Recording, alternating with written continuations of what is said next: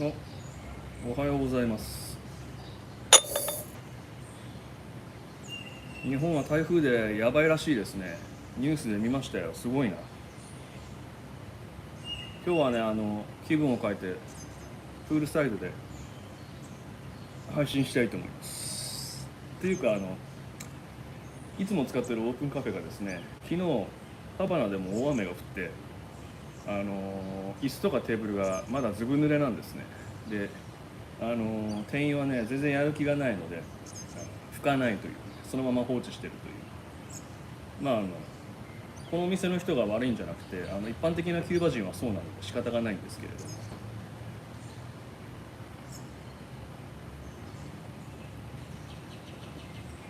も。いやでも近畿とかめちゃくちゃね川氾濫してるじゃないですか。日本の皆さん大丈夫ですか？俺が日本にいなかったばっかりにこんなことになってしまって本当に申し訳ないって感じなんですけど。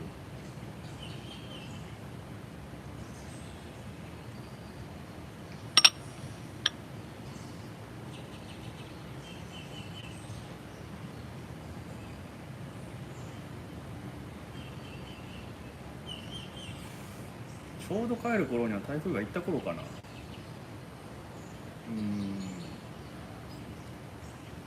どうなってる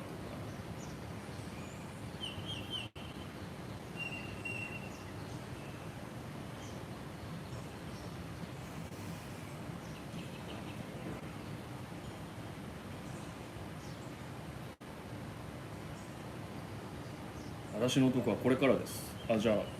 東の方ですか？今西の方が本番なんですよね、台風。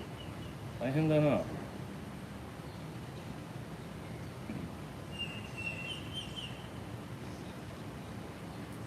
帰ってきたらうちが流されてないといいけれども。一応今日の、葉巻は、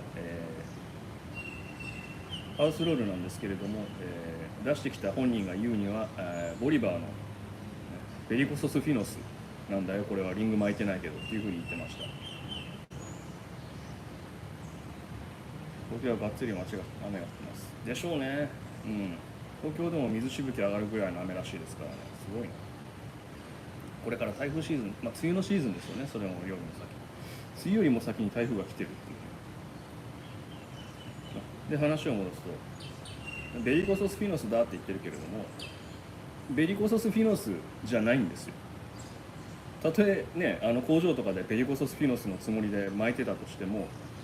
これは違うんですよね。だってリングもついてないし箱にも入ってないじゃないですか。それは違いますよね。なんかよくねこれはリンゴを巻く前の小岩ベイ家です、工場から出たばかりのベイ家ですみたいな感じでね出回ってたりしますけれども、それってベイ家じゃないんですよね。ベイ家っていうのはベイ家のリングが貼ってあってベイ家の箱の中に入ってるやつなんですよね。当たり前じゃないですか。日本だろうとどこだろうとそういうふうにパッケージングがされて初めて製品なので、それが出来上がってない半製品っていうものは、それではない。もしそうだって言い張るんだったらそれは偽物っていうふうなことになるんですよね。これねちょっとあんまり理解してない人が多くて結構問題だなっていうふうに思うんですけれども。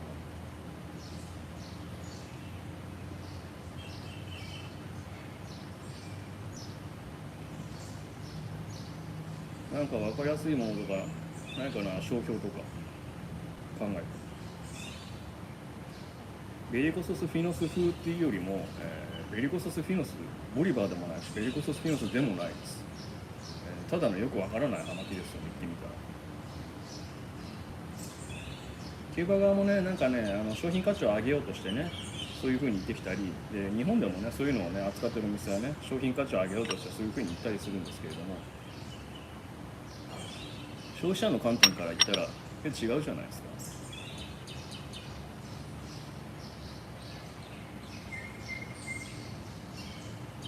例えばよくあるじゃないですか、通販とかで例えばこのバッグはエルメスの工場で作られてバーキンと同じ革で作られてます。でもエルメスの刻印が押されてないからすごく安いんですよ。それエルメスじゃないですよね。バーキンですらないんですよ。ただのバッグなんですね、それは。それと全く同じなので、葉巻も、葉巻だからって特別なわけではないです。エルメスはエルメスのショップでエルメスの箱に入ってエルメスの刻印が入っているバッグです。小岩部池は小岩部池のリングが巻かれていて部池の箱の中に入っているものです。ボリバー・ベリゴソスフィノスはボリバーのリングがついていてボリバーのキャビネットの中に入っているものなので、こういうふうにむき身のねリングなしの葉巻出されて、だからこれはボリバーなんだよ、ベリゴソスフィノスなんだよいうふうに言われて、はいそうですかって信じるのは結構ねバカだと思いますけど。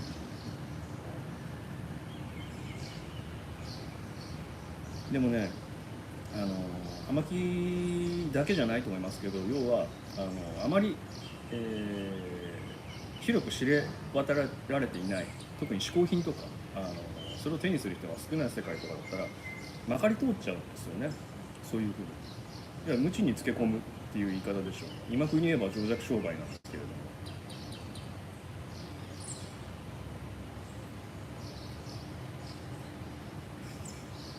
しかもそういうものに限ってそのものよりも高くなんか出してたりするともう始末に負えないですよね。例えばこれが本当にボリバー・ベリゴソスフィノスの、リングをつけて箱に入れて出荷する前のものだったらボリバー・ベリゴソスフィノスより安いはずじゃないですか。こんばんは、うどんげセンターさん。それよりも高くね売ろうとしてたり、それを日本で高く販売しようとしてる人がいたらそれもう詐欺ですよね。うわめっちゃハエが耳元に来る。ゲーなんだもんお前は。これね雨上がりだからかもしれないし朝だし活動期からかもしれないけどキューバ虫がめちゃめちゃ多いんですよ。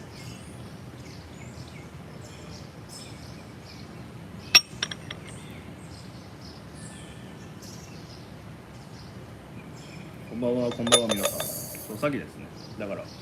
さっきも言った通り知らない人につけ込むっていう風なのはねどこの業界でもあるかもしれないですけれども、もうそれは自己防衛するしかないっていうところなんですよね。だから Twitter とか YouTube とかで質問とかいただいたらできる限り答えるようにはしてるんですけれども、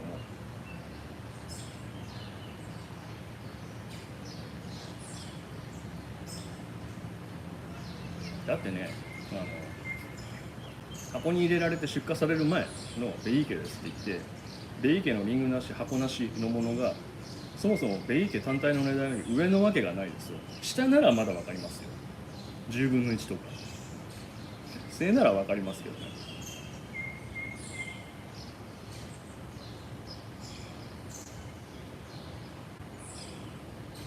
あとはいわゆるハウスロールって言われるやつですね。日本ではハウスロールって言われてますけれども世界的にはカスタムロールとかいうふうに言われることが多いです。キューバだといろんな名前があります。カサデタバコとかもうお店によって呼び名が違うんで。ハウスロールってそもそも何かっていうとキューバの工場で作られてるハバノス、要はねバルタガスとかモンテクリストとか各工場で作ってますけれども、その工場の中で、使われなかったタバコの葉っぱ、要はこの葉っぱではこの葉巻は負けないよっていう風なのは、避けられるんですね。その避けられたものをタバコ販売店に卸されます。でそこで、工場の葉巻巻き職人、要はトルセドールを辞めた人がお店で観光客用にライブでその余った葉っぱで巻いて売るのがハウスロールっていうものなんですね、基本的に。これ普通にうちのチャンネルで解説したと思うんですけど、結局ハウスロールとは何だったのかっていうような感じで、要はハバノスに使えない葉っぱを使ってるので同じサイズのハバノスよりも絶対安いはずなんですよね。だってそうじゃないですか。2キューバ3キューバを使ってるわけですからね。だから、ハウスロールリングなしのもので、例えばロブストだったらキューバのハバノスのロブスト、例えばパルタガスの D4 であるとか、ボリバーのロイヤルコロナスであるとか、ラモアロネスのスペシャリセレクテッドであるとか、それよりも高かったらぼったくりですよね。そんなわけないんですから。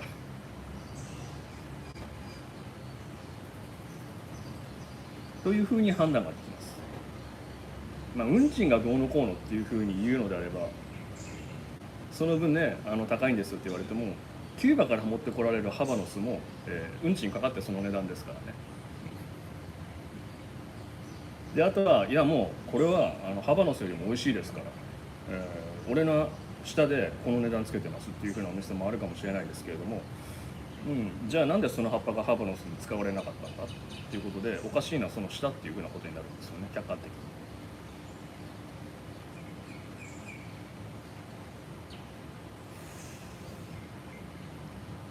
これ別にごくごく当たり前の理論的な考え方だと思いますので、その見極め方は。それもさっきお話しした無知につけ込んで情弱商売の一つだとは思います。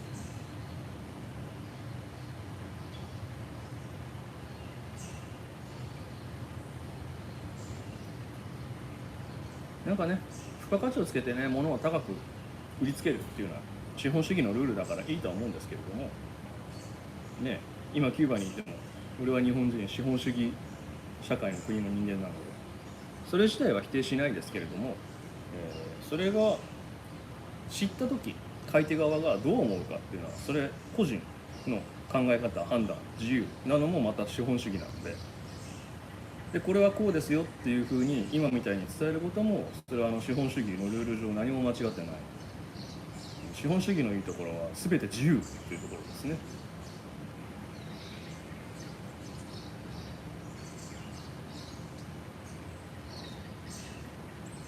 無知につけ込むのも自由、無知につけ込まれて買うのも自由、無知につけ込まれてる人を無知につけ込まれてますよっていうふうに教えてあげるのも自由ということです。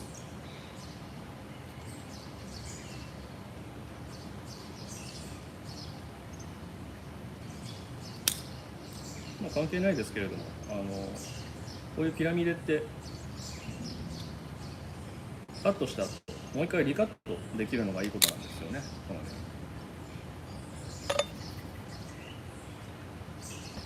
こうどうしてもね沸騰ちっちゃく切ると質感が強くなるじゃないですか。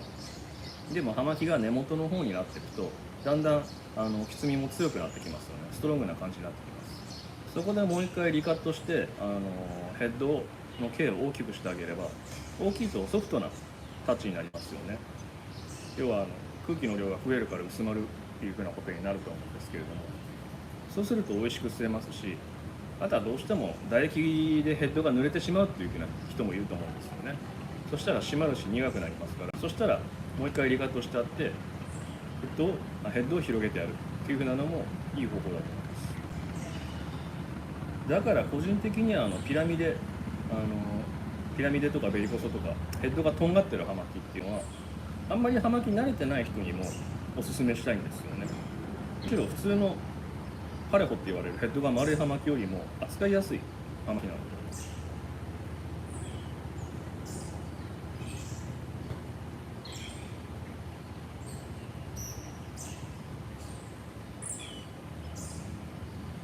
キューバで吸う葉巻うまそうですね。キューバに美味しいもの葉巻しかないんですよね。ツイッターではつどつどキューバのご飯の写真とかね上げたりしてますけれども、大学生の一人暮らしの初めての自炊料理よりもまずいですよ。もともとスペインの植民地だったはずなのに食べ物がまずいっていうのは一体どういうことだって感じなんですけれども、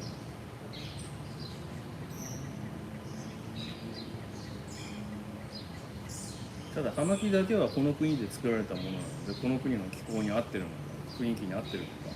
それは美味しいですよね。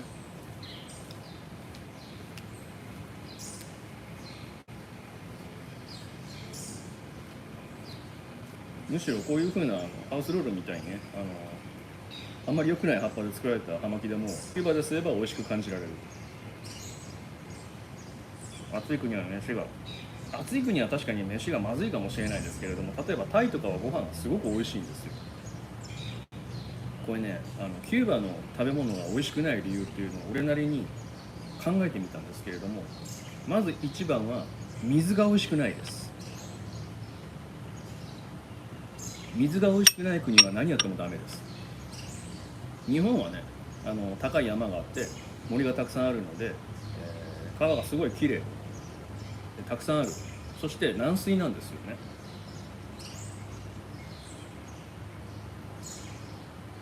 キューバはですね、火山が隆起してできた島なので全部石灰質なんですね。なので汲み上げられる水はもうガチガチなんです。ボルビックとかあんな感じです。だから水とか当然水道水なんか飲めないですから、ペットボトルで買って飲んだりするんですけれども、常温じゃ飲めないんですよ、硬すぎて。であれをね、キューバのミネラルウォーターを電気ポットとかに入れて煮沸して温めるとお湯を作ると表面に白く膜が浮くんですよ。ミネラル分でカチカチだからですね。タイで一番美味しかったのはイタリア料理屋さんやマルゲリータでした。いや美味しいところちゃんとあるんですよ。本当にタイ好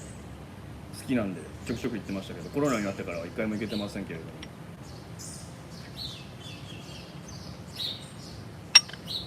も、イタリア料理はね、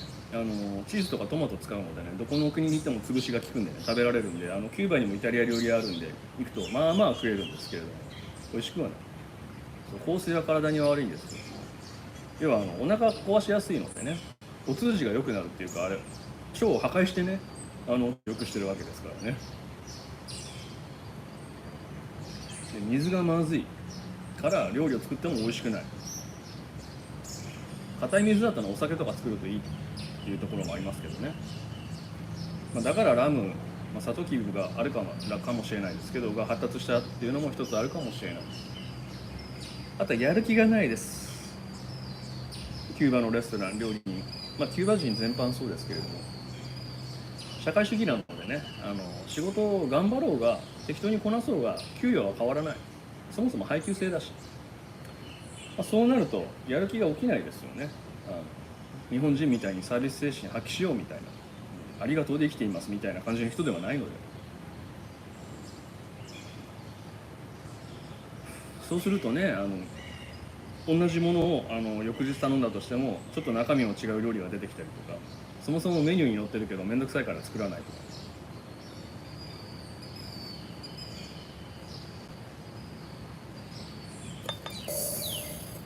タイ行きたいですね。タイ行きたいですよ。卵焼きのおっちゃん今朝も所在投げにビュッフェをうろうろしてました。ビュッフェスタイルになっちゃったから今ね、作ったらやることないからかわいそうに。で3つ目は物流なんですよね。日本にいると全然ねそんなの気にしませんけれども、食品食材っていうのは日本国内では、大きい卸売センターからだんだん細かく細分化されるんですよね。要は低温輸送車とかで少量多品種を配送するっていうロジスティックスのシステムがもう完全に出来上がってるんです。ただキューバは、郊外の畑で採れたものとかを、一旦集めて、幅なしに送る時にでっかい天蓋なしのトラックに全部詰め込んで、違うものをね混ぜるわけにはいかないですから1種類の全部に詰め込んで送るんですよ。そうすると、露天のトラックに玉ねぎが山盛りになってキューバに届く頃には上の方が傷んでたりする。で、時間もかかる。つうか暑いから傷みやすい。そして多品種は送れないので、1品だけを大量に送ったりするので、キューバのスーパーマーケット、スペルメルカドっていうふうに言うんですけれどもは、1種類だけがこんもりあって他は何もないっていう風な現象になるんですよ。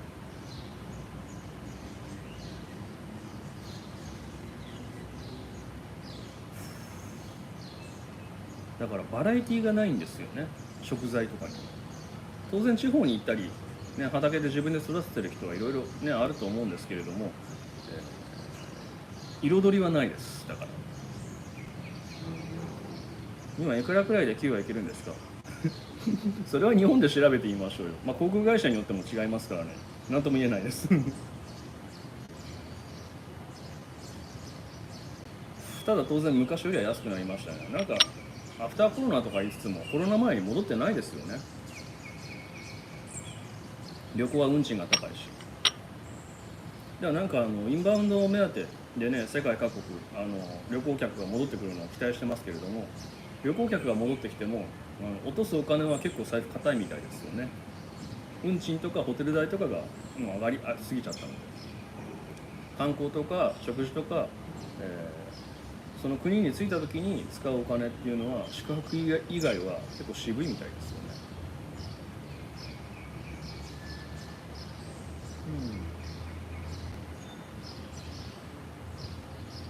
質問ですが、キューバでコイバやトリニダなどは普通に販売していますが、価格はどんな感じなんでしょうか。ちょっと俺のツイッターをフォローされてないですね。俺のツイッターをフォローしないとダメです。写真アップしてる通り普通に売ってます。トリニダもコイバっていうか、トリニダコイバないっていうふうにみんなおっしゃいますけれども、海外には普通に売ってますよね。ラカサとかネットショップやってるじゃないですか。そこはトリニダとかコイバ普通に扱ってるじゃないですか。でキューバもそこと値段同じです。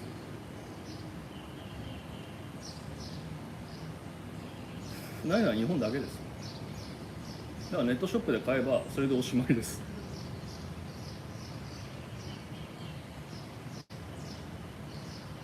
シガナビ、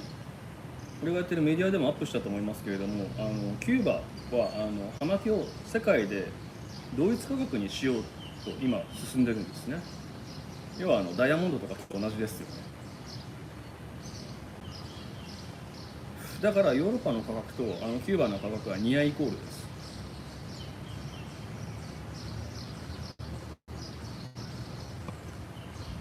繋がったかな。またね Wi-Fi 切れましたね。雨が降ると停電するってマジで発電設備が水浸しにでもなってんじゃないかと思うんですけれども瞬断するんですよね。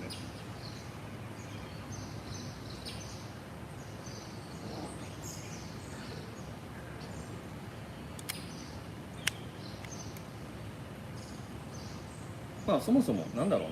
うな、ハバノス葉巻って日本で作ってるものじゃないですから、日本で売ってるものは外国から輸入してきてるものなので、その外国を見てみればね、その国でネットとかで売ってたりもしますし。ちなみに日本の葉巻は、キューバにハバノス SR っていう大元の会社があって、そこからディストリビューターのアジアを管轄しているタンタバコグループ、香港資本ですね、そこに持ってかれて、そこから日本に、流れてきます。これが正規代理店の流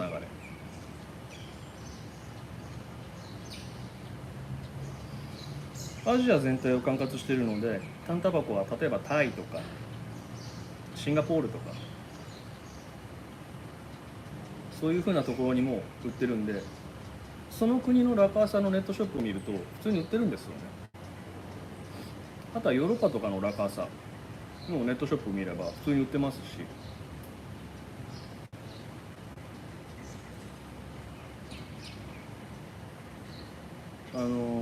各国のラカーサと日本の葉巻の価格を見てみると分かるんですけれども、日本の葉巻はなぜか、各国と水準を合わせるっていうふうなはずだったのに高いんですよ。ただなぜかコイーバトリニダは各国の水準より安いんです。とするとどうなるか、まあこれは一つの推理ですけれども、安くしか売れない国に葉巻送らないですよね。高く売れる国の方に持ってきますよね。コイバトリニダ日本国内で枯渇してるっていうのはそれが理由なんじゃないのかなっていうふうに俺は思います。あとは単純に販売量が少ない。日本の葉巻の消費量なんてヨーロッパの各国に比べたらものすごい低いので、たくさん売れる方にね卸元製造元はそれは優先されちゃいますよね。でも今インターネットの時代なのでネットの通販で普通にね買えますんでね。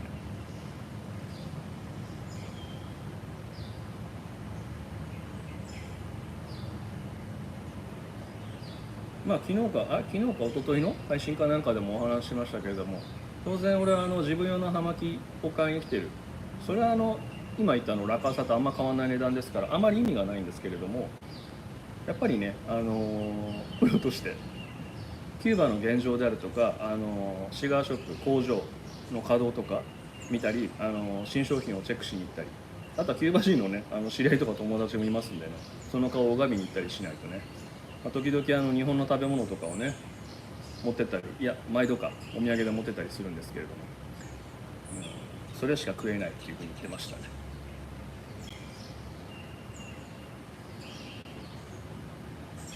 浸水系発電所、いやホテル自体で発電してるわけじゃないと思うんですけどね、多分ダイナモかなんかがね行かれてるのか、それとも電圧が低いのかよくわかんないですけれども、マジでね停電は勘弁してもらいたいですよね。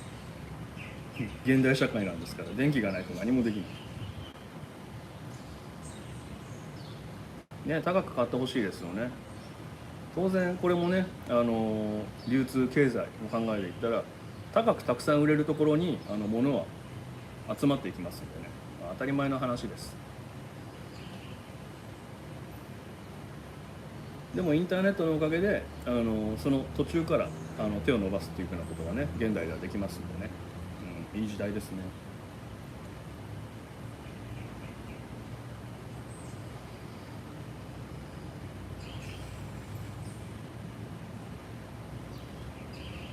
ちなみにこのホテルのあるところはミラマールっていうエリアで山手エリアともちょっと違うな。日本で言えば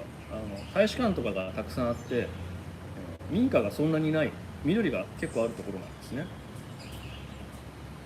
なんで治安もいいし静かなんですけれども、ここら辺は空気がきれいなんですけれども、セントラハバナって言われるエリア、あるいはベダードって言われるエリアは、まあ、テレビとかでハバナって言ったらそういうなんか石造りの古い建物とかが出る光景っていうのはそのエリアなんですけど、そこら辺はねすんごく空気が悪いです。空気が悪いっていうのは雰囲気っていうわけじゃなくてリアルに空気が悪いです。空気が汚いです。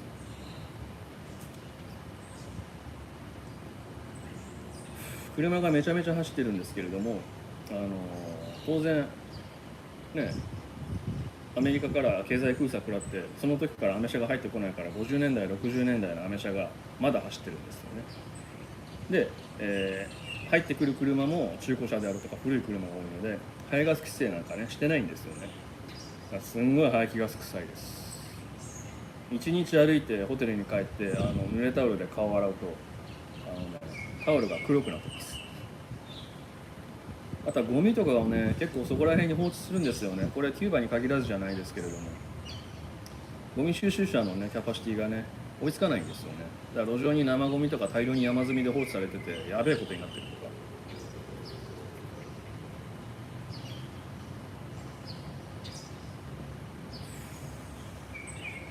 ありがとうございます。いい。まあね日本国内で葉巻を買って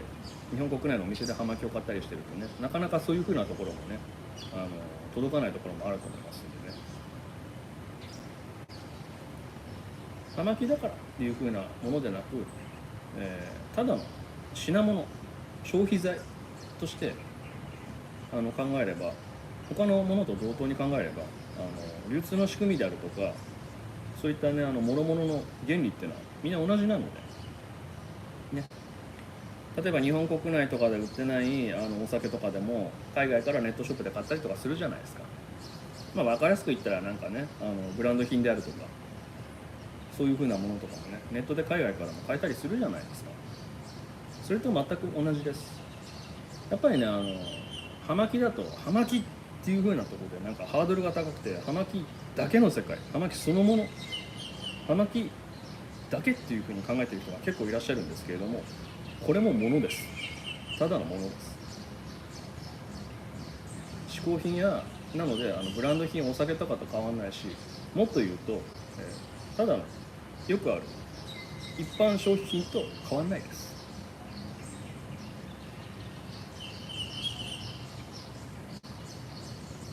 そう、走るゴミなんですよ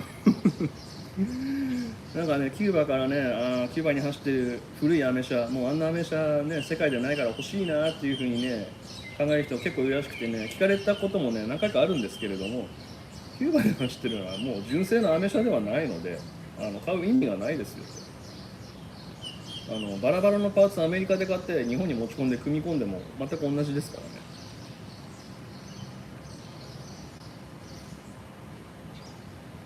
60年近くもね、ピカピカのままね、パーツ交換せずに走れるわけないですから。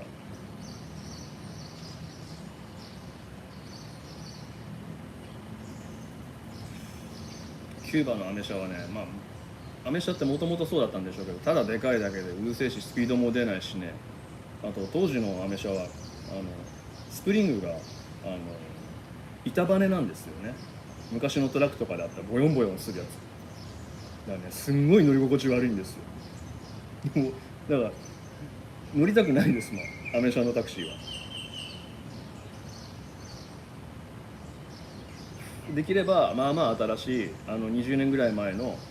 車で揃ってる黄色いタクシーに乗りたいですね。これは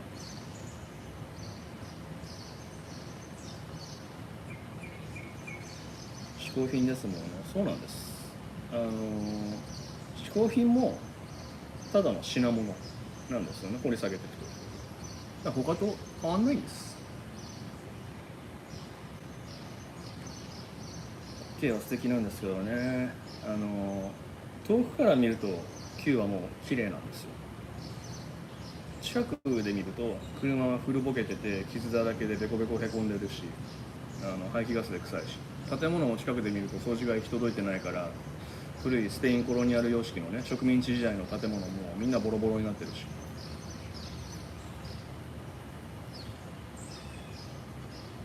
あんまりねキューバのことを腐して言うつもりはそんなにないんですよ。どこの国だっていいところはありますから。でも日本人ですから、日本と比べると行き届かないところしか目につかないんですよね。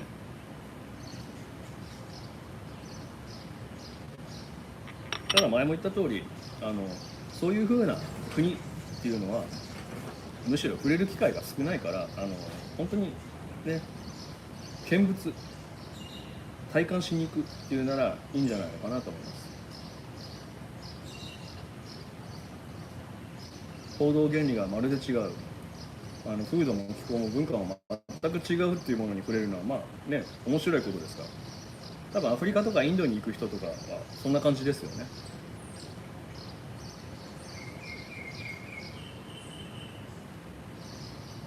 バカルディの建物とか自分の目で見てみたいですね。ああ、そうですね。うん。旧バカルディ本社ビルがハバナにあります。もともとバカルディはキューバの会社でしたからね。それが、キューバ革命で、あの財産没収されて全部国有にされてしまうっていうことなので、建物を全部残して資産だけ持ってバカルディ社は出てったわけですからね。それが今ではラムで世界一のねあの会社になって、で他のお酒の会社もバンバン買収して、ね、バカルディといえば一大種類メーカーになりましたからね。対してキューバに残ったラムのメーカーハバナクラブは、細々とキューバだけで作って、世界に売るにはキューバ本体から出すわけにはいかないので、フランスのペルノ・リカールが卸売りして世界中に販売してますけれども、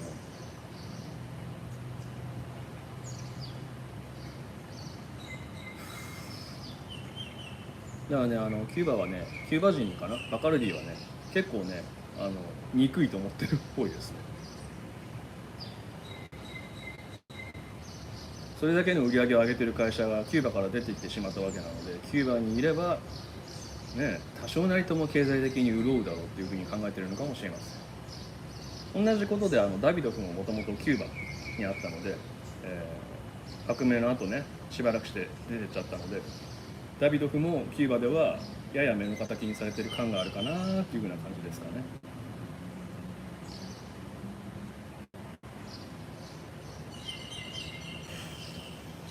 そうですね、フランス経由になりますね今は、最短ルートで。それ以外のルートだと多分イスタンブール経由かマドリード経由になると思うんですよ。となるとめちゃめちゃ時間かかりますんでね、あまりおすすめできないです。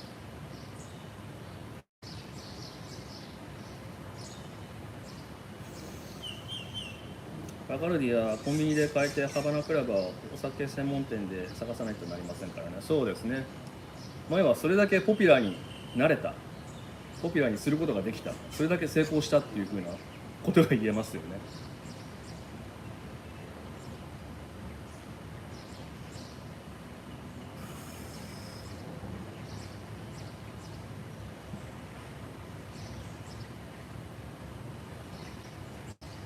だから本式でモヒート作るんだったらハバナクラブのね白いラム使ってミント使ってモヒートを作るべきなんでしょうけれども、まあもう白い、要は透明なハバナクラブって日本では流通してないのかな。昔成城石井さんが取り扱ってましたよね。ハバナクラブブランコ、要は白透明なやつ、それで作るのは多分本式だと思うんですけど、ないから今バカルディで作るしかないですもんね。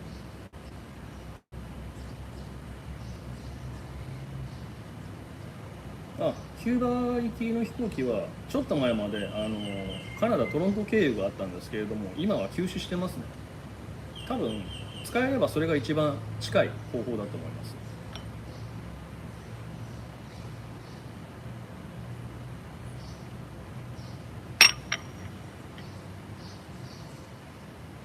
安いアメリカ経由やメキシコですと葉巻の持ち込みが厳しいからですか。そうですね、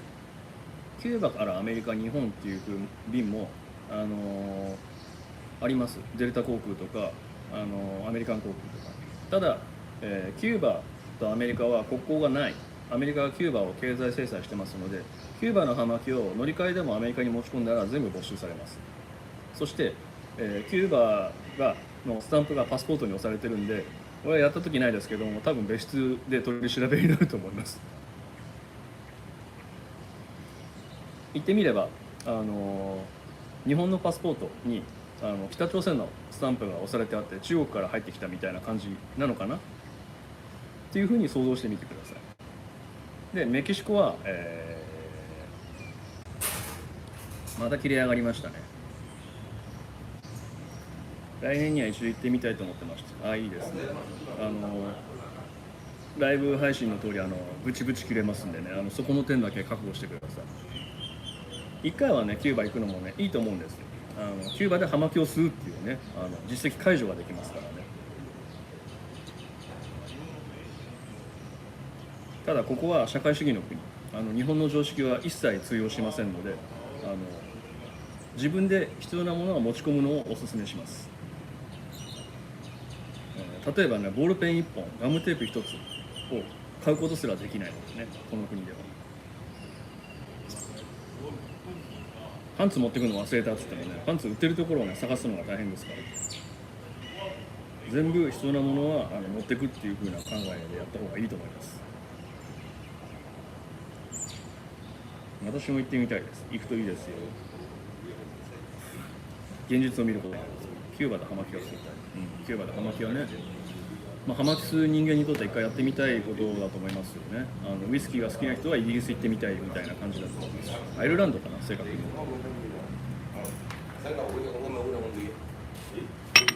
一度ならいいんですよ。初めて行った国なら初めて見るもの、初めて聞く言葉、初めて見る景色、初めて過ごす時間なので、そういった知的好奇心を満たす満足感、楽しみが不便とか不快を超えるんですよね。でも何回か行くともう見たもの知ってるものばっかりなので、だんだんハードルが下がっていって不快不満のところの方ばっかり目につくようになっちゃうんですよ。だから、あまり回数いかない方がいいと思います。好きな曲もね、何十回も何百回も聴いてたらね、飽きてくるじゃないですか。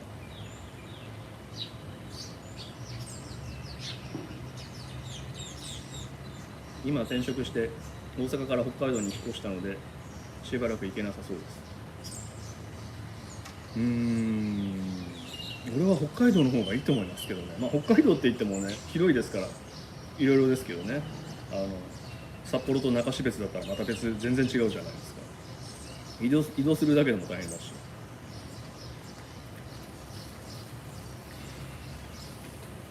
北海道か。北海道の食べ物食いて。食べ物の夢見るってね、相当だと思うんですけど、キューバではよくね、日本の食べ物の夢を見ます。焼肉食べたりとかラーメン食べたりする。起きた時に大体泣いてるんですけれどもホテルはどこがおすすめですか？ホテルはね、多分日本の旅行代理店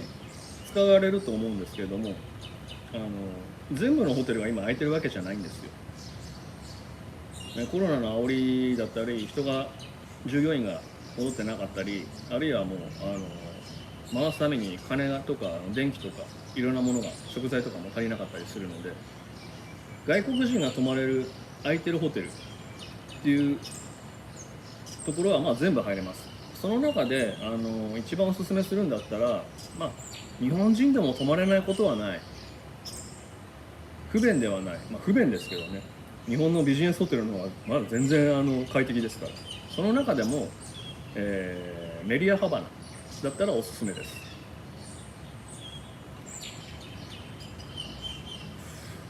一応5つ星ホテルなんですけれども、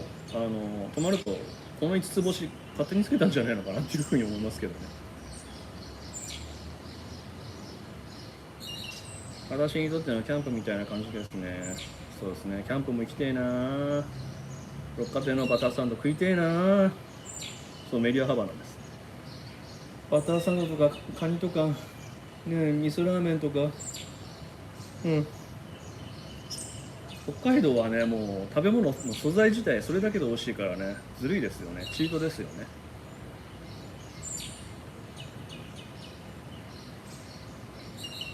キューバ行くときはね、下調べを十分してからね、行ってくださいね。着いてから何が足りないとか何がないとか言っても遅いので、本当に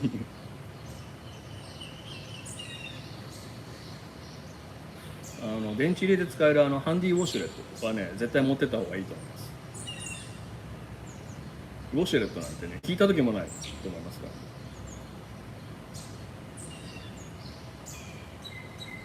そう、あれ自分で星つけちゃってると思いますよ。今泊まってるメモリーズミラマールっていうホテルは4つ星ホテルなんですけれども、これが4つ星って話なんですよね。日本で4つ星ホテルって言ったらまあいいところじゃないですか。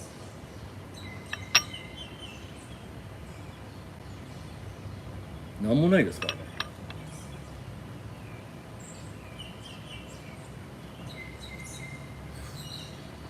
だから3つ星2つ星1つ星ホテルなんて怖くて泊まれないですよ。そもそも今空いてないですけど。あと Airbnb だっけ、民泊のアプリあるじゃないですか。キューバでは結構民泊やってるところがあるんで、そういうところを探してみるのも一興かもしれないですね。これは使った時ないですけど、これなんでかっていうと、民泊だと第一にタクシーが捕まりづらいんですよね。ホテルだったら大体ホテルの前にタクシーがたむろしてるし、受付がねタクシー呼んだりしてくれるんですけれども、民泊は一般家庭なのでタクシーを呼ぶのも一苦労で、タクシーで帰ってくる時も一苦労。どこって言われてもキューバのタクシー運転手住所に精通してるわけじゃないので、ホテルの名前すら知らないやつらもいるんですね。あとは Wi-Fi がつながるかどうか。ホテルだったら停電で瞬断しますけれども Wi-Fi 設備は大体あるんです。一般のご家庭で Wi-Fi があるかどうか、ちゃんと常につながるかどうかっていうのはチェックした方がいいと思います。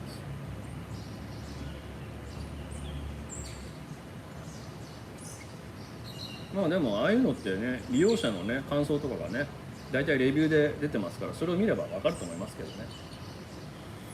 シャワーチャレンジはどこのホテルでも普通でしょうか。そうですね、メディアハバナですら冷水しか出ない時もありますからね。でもメディアハバナはさすが5つ星なんで水は必ず出るんですよ。でまあ時々冷たい時もある。でもやばいホテルは水すらも出ないところもあったりするんでね、シャワーチャレンジどころの話じゃねえよっていうふうなことになるんで。おはようございます。おはようございます。焼肉食べたいとかキューバで思った時にその欲求をごまかせるようなお店は現地にあるのでしょうか。キューバにもねハバナにも2軒ぐらい日本料理店があるんですよ。でも今やってないんじゃないのかな。1軒見に行ったらね閉まってたんですよね。でキューバでは牛を食うっていうのはほとんどないんですよ。貧しい国は基本的にチキンなんですよね。鳥なのでキューバ人もご多分に漏れず主食がチキンなんです。チキンと米と豆です。で料理の仕方知らないと思うんですけれどもね、チキンがね黒焦げになるまでカチカチになるまで焼いてたりしたのが出てくるんでね。メディアハバナにはちゃんとステーキあったな。でもそれも火通しすぎてカチカチの硬い肉なんですけれども食えなくはないです。日本のお店で出てきたら多分怒ると思いますけれども、食の満足はね満たせないです。日本だとキューバンサンドイッチがね有名になったらしいですけど、映画のザ・シェフのおかげですね。でも映画に出てくるのはキューバから出ていった、マイアミに住んでいるキューバ系アメリカ人が作ったキューバンサンドなんですよね。今キューバ人が作っているサンドっていうだけであって、あれがキューバで食べられてるわけではないです。あんな美味しそうな具沢山でチーズトロトロのホットサンドなんてキューバにないですだから一度キューバに来て本場のキューバンサンドを食べてみると分かります。全然違います。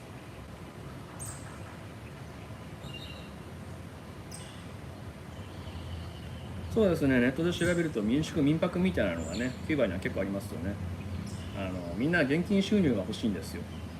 まともな商売がないですからね。配給だけでは食べられないので、だからお家をねできるだけきれいにねお金かけて設備を整えて、そういうところでね売り上げを上げたいですね。そうですね、牛は畑仕事。牛を食べる国って先進国だけなので、ね、時代も遡ったら昔は牛なんて食べるものじゃなかったんですよね。本当農耕器具道具家財財産の一つな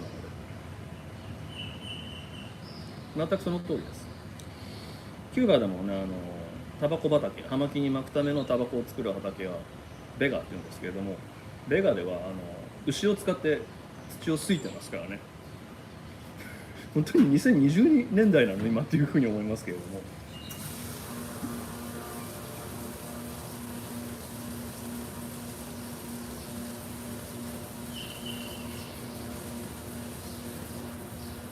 キューバンサンドイッチ、キューバのキューバンサンドイッチってなんかおかしくて、トーストしたパンの中に温めてないチーズとハムとベーコンとか入れて出すんですよね。だから外ザクザクボロボロ、中冷やなんですよ。意味わかんないんですけど、全部一緒に温めてくれっていう風に毎回言ってるんですけどやってくんないんですよ。意味わかんないです。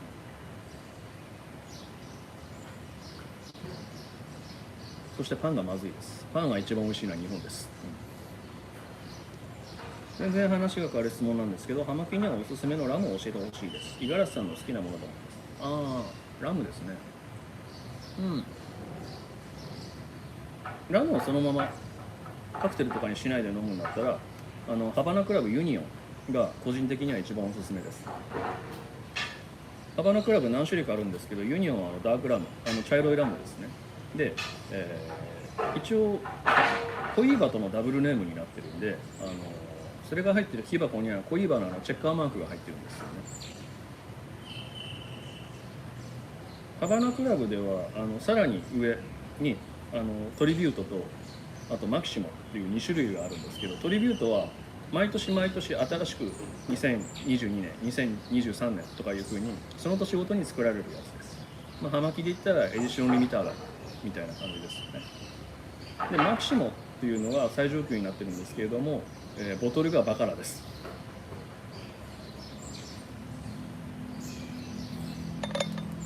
そんなん使えるんだと思いますけれどもね、多分ペルノリカルの力借りてるんでしょうね。でもね、どちらも美味しいですけど、俺的にはそれより1個下のハバナクラブユニオンが一番好きかなって思います。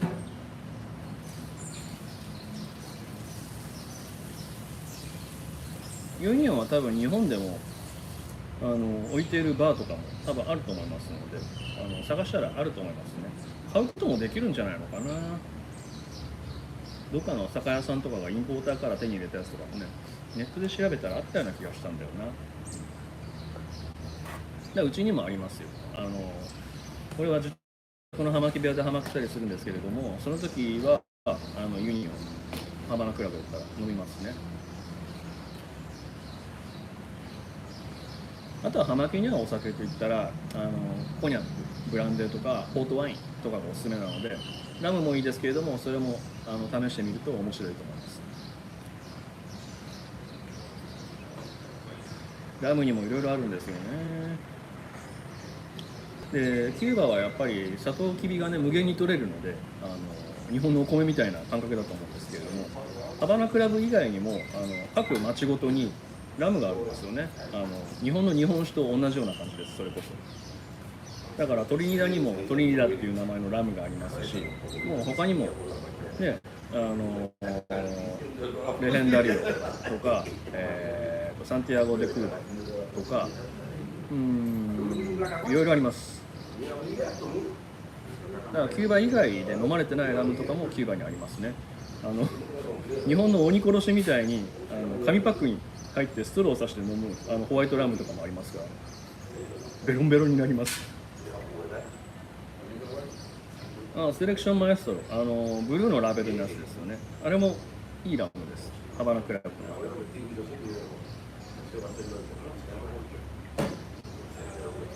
の使って農業しているのにバカラの瓶が使えるって変な国ですよね。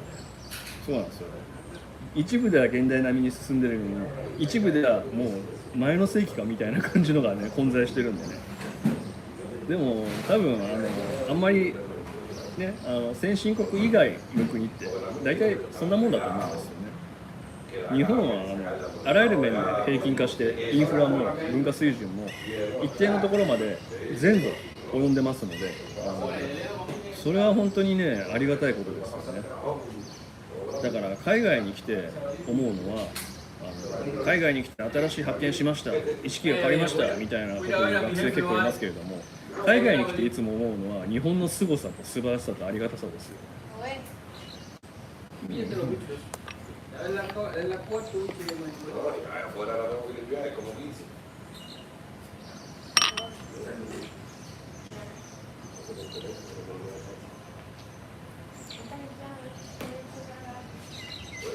けどそういうふうなねことをね伝えるのもね、仕事の一つだと思いますんでね。あんまぶつくさん文句言ってもねしょうがないですね。いや文句は言いたくなるんですけれども。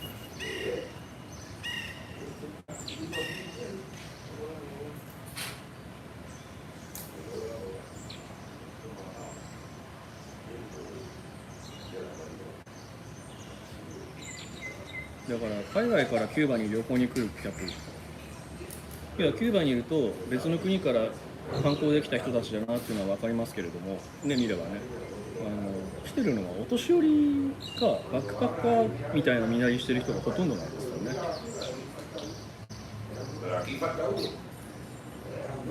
お年を召した方、白人とかに多いんですけどは、多分旅行とかが趣味でいろんな国に行ったからキューバ行ってみるかっていう風な感じで、以前にいろいろ旅行した人っていうタイプだと思います。バックパッカーとかは要は敵地変わった国を巡りたいっていう風な人なのかな。結構苦節用の国なので一般的に観光で回るような国ではないですよね。南米中米に行くんだったら多分みんなジャマイカとかメキシコのカンクンとかそういうところに行くんだと思います。キューバじゃなくて。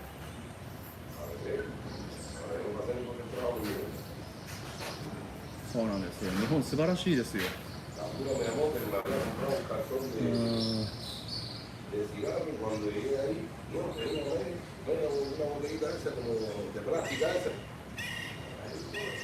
料理が美味しいとか治安がいいとかもね、日本は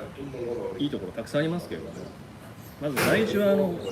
日本全国どこでもほぼ同じ水準のインフラが行き渡ってるっていうのはすごいことですからね。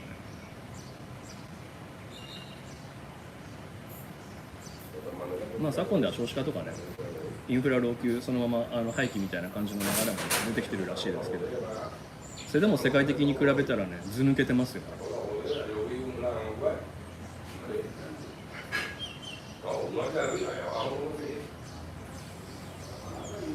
ということでね、葉巻もちびきできたんでね、ここら辺でライブ配信そろそろ終わりにしたいと思います。ブツブツ切れたのに見てくださいましてありがとうございます。